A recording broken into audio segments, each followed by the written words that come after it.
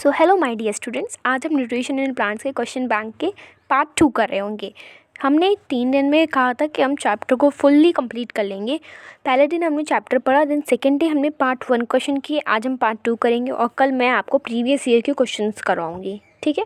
तो इसके लिए please don't forget to subscribe my channel and press the notification bell also. So now let's get to the questions. तो जो पहला question हमारे पास आता है वो है refer to the given classification chart. पहले तो आप इस चार्ट को पढ़ लीजिए। टाइप्स ऑफ क्रॉप के बारे में इसमें बताया है, तो ऑफकोर्स इसमें खारिफ क्रॉप और राबी क्रॉप के बारे में बताया होगा और इसमें एक्स वाई और डब्ल्यू जेड के एग्जाम्पल आपको देने हैं। अगर आप इस चार्ट को ध्यान से पढ़ेंगे तो आपको पता चलेगा कि एक्स और वाई खारिफ क्रॉप है, जबकि डब्ल्यू और जेड राबी क्रॉप्स है। और कॉटन और ग्राउंडनट खारिफ क्रॉप होते हैं, वही pea and linseed rabi crop होते हैं। तो उस हिसाब से हमारा यहाँ पे ऑप्शन नंबर सी सही होगा। Now let's come to this question number second. Which of the following should be taken care of while sowing seed? So your option D would be right, क्योंकि यहाँ पे सारे ही ऑप्शन सही हैं। एक कह रहा है कि हमें राइट इंटरवल्स पे स्पेसिंग के साथ सीड सोन करना चाहिए, that's right. Seed should be sown in very dry और वेट सॉइल, ये भी सही है, ये स्टेटमेंट याद रखिएगा please. Seed should be sown at right depth in the soil, yes it's correct. इसलिए आपका आंसर होगा D, all of these. Now third, X and Y are substance rich in plant nutrition. X is a natural one, whereas Y is manufactured in factories. Both X and Y are applied to crop fields to increase soil fertility and cropping. Identify X and Y and select incorrect option regarding them. So अगर आप इस paragraph को पढ़ेंगे तो आपको पता चल रहा होगा कि X मैन्योर है जबकि Y फर्टिलाइजर्स है। और मैन्योर जो होते हैं वो readily soluble in water and thus is absorbed slowly by the plants, but fertilizers are soluble in water and absorbed readily by the plant. ये मैंने आपको चैप्टर पढ़ाते वक्त भी बताया था कि मैन्योर जो होते हैं वो इन ज़्यादा सॉल्युबल होते हैं, बट प्लांट्स को उन्हें एब्जॉर्ब करने में टाइम लगता है। वही फर्टिलाइज़र जो होते हैं वो सॉल्युबल होते हैं, ठीक है। तो इस हिसाब से आपका आंसर डी राइट होगा, which is X is readily soluble in water, hence is easily absorb by plants, whereas Y is not much soluble in water, so take more time to get absorb by plants. ये उल्टा कह रहे हैं ना, इसलिए ये incorrect है। Now come to the fourth one. Planting of crop X in a field has the same effect as adding nitrogenous fertilizer in the field. Which of the following could be crop X? यहाँ पे आपका crop x leguminous crop के बारे में बात कर रहे हैं ना, तो इसमें से लेग्यूमिनस कौन सा है आपका? पी एक लेग्यूमिनस क्रॉप है जिसके अंदर एबिलिटी है एटमॉस्फेरिक नाइट्रोजन को सॉल्युबल फॉर्म में चेंज करने की इन सॉइल। तो यहाँ पे आपका करेक्ट आंसर होगा पी, फोर्थ का ए, P. Question number 5. Which of the following holds true regarding irrigation requirements of crops? In this your answer C should be right. Why?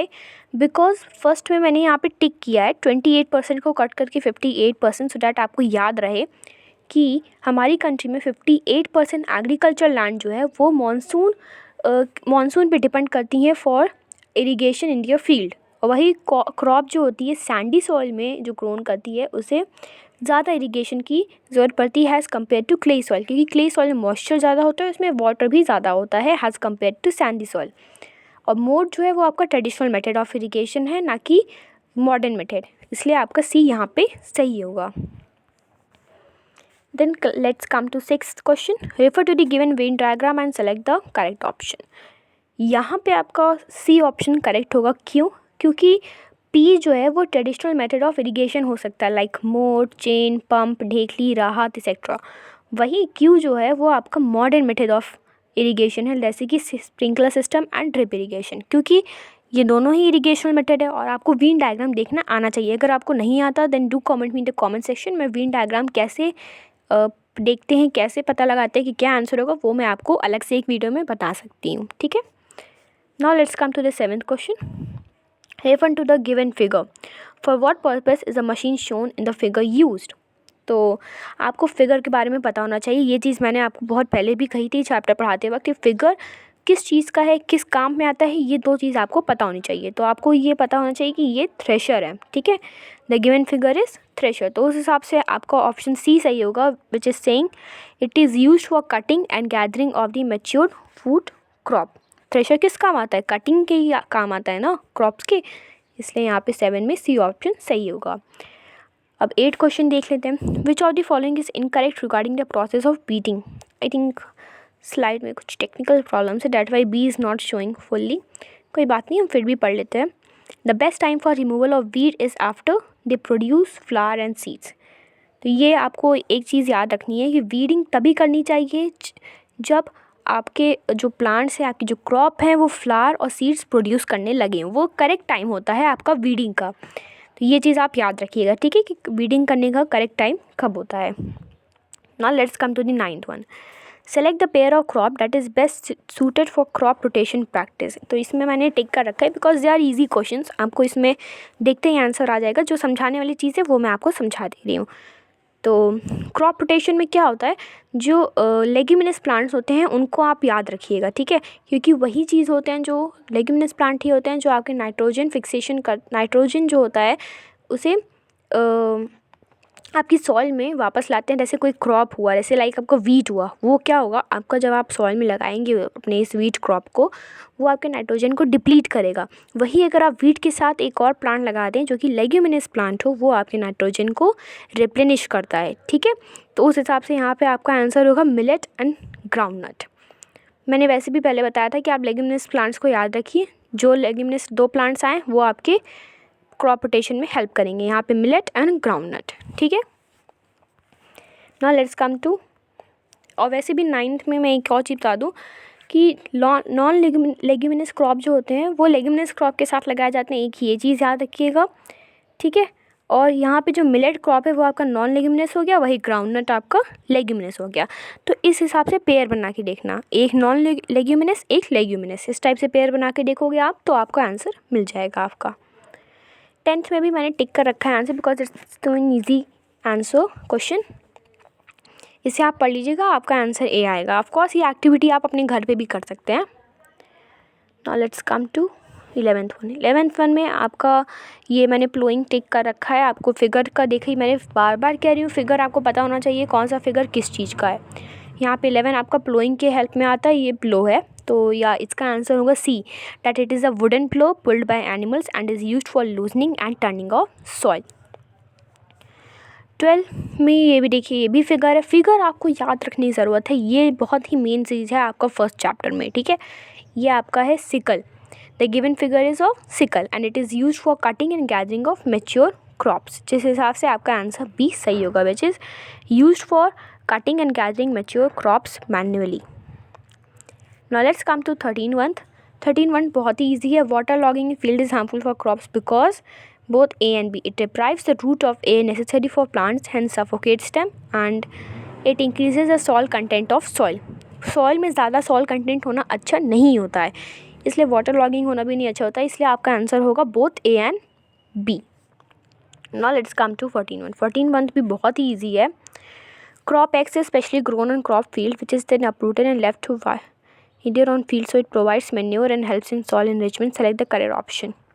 Crop X could be a rye grass या fenugreek, ये सब जो आपके ना weeds होते हैं, like आपका चेनोपियम हो गया एंड एमरेंथस हो गया, वाइल्डवुड हो गया, ग्रास हो गई, इन सब चीज़ों को निकाल के अलग किया जाता है और यही चीज़ आपकी मैन्योर बनाने में भी हेल्प करते हैं। तो इस हिसाब से आपका आंसर डी राइट होगा, all of these. 15th agent orange contains, ये आपको याद रखना है, इसमें कोई ट्रिक नहीं है याद करने की। एजेंट ऑरेंज में बोटाक्लोर एंड 2,4-D होता है, ठीक है। 2 चीज़ कॉम्पोनेंट्स होते हैं एजेंट ऑरेंज के, butachlor and 2,4-D। Okay, now let's come to 16th one. अब हम आते हैं अचीवर सेक्शंस पे। अचीवर सेक्शन में पहले तो एक पैराग्राफ दिया है जिसे आपको पढ़ना है और फिर देखना है कि कौन से टर्म गलत जगह पे लाए गए हैं। जो गलत जगह पे लाए गए हैं उसी हिसाब से आपको स्टेटमेंट पे टिक कर देना है कौन सा आपका आंसर राइट होगा। लाइक यहाँ पे आपका आंसर राइट होगा C, crop rotation should be replace by intercropping and prevent should be replace by promote. ये चीज़ आप अभी पैराग्राफ पढ़ेंगे तो आपको समझ में आ जाएगा, बहुत ईजी क्वेश्चन होते हैं ये वाले। फिर 17 पे आते हैं, देखिए फिर वेन डायग्राम आया। एक तो पूछ रहा है agriculture implement use for harvesting, और वही इम्प्लीमेंट थ्रेशिंग के लिए भी यूज़ होता है। मतलब ये जो इम्प्लीमेंट है ये 2 काम के लिए यूज़ होता है, एक हार्वेस्टिंग एक थ्रेशिंग। तो यहाँ पे आपका आंसर जो सही होगा वो है C, X could be a combine which cuts standing crops in fields and separate the chaff from grain. देखिए यहाँ पे हार्वेस्टिंग और थ्रेशिंग दोनों का काम कर रहा है, तो 17 का सही आंसर होगा सी। 18 का ये डिकोटमिस की है, इसे आपको पढ़ के की इसमें दी हुई है, उस की स्टेटमेंट्स के हिसाब से आपको अपना आंसर लाना है। तो इसका सही आंसर होगा सी, क्योंकि ये बहुत ही इजी क्वेश्चन है। फिर भी अगर इसमें आपको कोई डाउट है मैं आपको समझा दे रही हूँ। इसमें जो पी है, ठीक है, वो आपका है फर्टिलाइज़र, क्यू जो है वो आपका है फील्ड फैलो, और जो आर है वो आपका है मिक्स क्रॉपिंग, एस जो है वो इंटरक्रॉपिंग है। ठीक है, अगर आप स्टेटमेंट्स पढ़ेंगे आपको खुद समझ में आ जाएगा कौन सा टर्म किसके लिए। आपको मैंने इसलिए कहा फील्ड फैलो, मिक्स क्रॉपिंग, इंटरक्रॉपिंग, इन सब चीज़ों की टर्म क्लियर होने चाहिए, जो कि मैंने पहले चैप्टर में पढ़ा चुकी हूँ। ना काम तो दी 19th वन। 19 में एक फ्लो चार्ट दे रखा है। पहले पूछ रहे से it is a traditional method of irrigation, yes, तब आप आगे पढ़िए। नो तो डब्लू वाला देखिए क्या होगा। उसी हिसाब से अगर हम फ्लो चार्ट पढ़ें तो यहाँ पे हमारा जो डब्लू है वो आ रहा है मॉडर्न मेथड ऑफ इरीगेशन, क्योंकि ये कह रहा है it is a traditional method of irrigation, know which means it is modern mode of irrigation. फिर या तो ये आपका ड्रिप इरीगेशन हो सकता है या स्प्रिंकलर सिस्टम हो सकता है मॉडर्न में। और एक्स जो होगा वो यहाँ पे होगा आपका मोट, वाई जो होगा वो होगा चेन पम्प, और जेड जो है वो आपका होगा राहत, और वी जो है वो आपका होगा ढेकली। तो उस हिसाब से आपका 19 का आंसर सी सही होगा, जो कि है Z system of irrigation was used in older times has a way to get water from a well by using oxen. यहाँ पे जेड क्या है आपका राहत। ठीक है, सो या बस इतने ही क्वेश्चन थे। और एक और चीज़ जो स्टेटमेंट में आपको बताना चाहती हूँ वो है डालापन जो होता है वो होता है वीडीसाइड, एंड डेजाजिन जो है वो होता है आपका इंसेक्टिसाइड। सो ये पॉसिबल कॉम्बिनेशन है आपकी सॉइल को नाइट्रोजन को रिप्लेनिश करने में। ठीक है, ओके, तो आज हमने इतने क्वेश्चंस प्रैक्टिस कर लिए। कल हम एसओएफ के 2018 के क्वेश्चंस और प्रीवियस ईयर के पेपर के क्वेश्चंस भी डिस्कस करेंगे।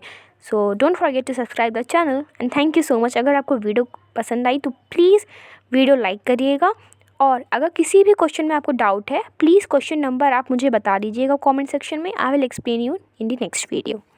Thank you students.